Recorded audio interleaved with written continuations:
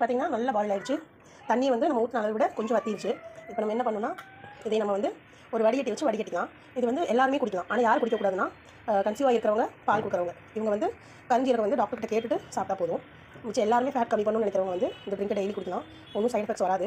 இப்போ நான் அடுப்பு ஆஃப் பண்ணிக்கிறேன். இப்போ வந்து நான் வந்து 1 டீஸ்பூன் வந்து நான் வந்து தேன் ஆட் பண்ணிக்கிறேன்.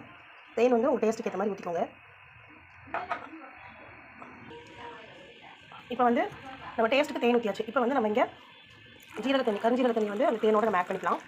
இப்போ கரெக்டாக பார்த்தீங்கன்னா 1 டம்ளர் வந்திருக்கு. இதே வந்து உங்களுக்கு டேஸ்ட்டு தான், உங்களுக்கு டேஸ்ட் எப்படி வேணுமோ அப்படி.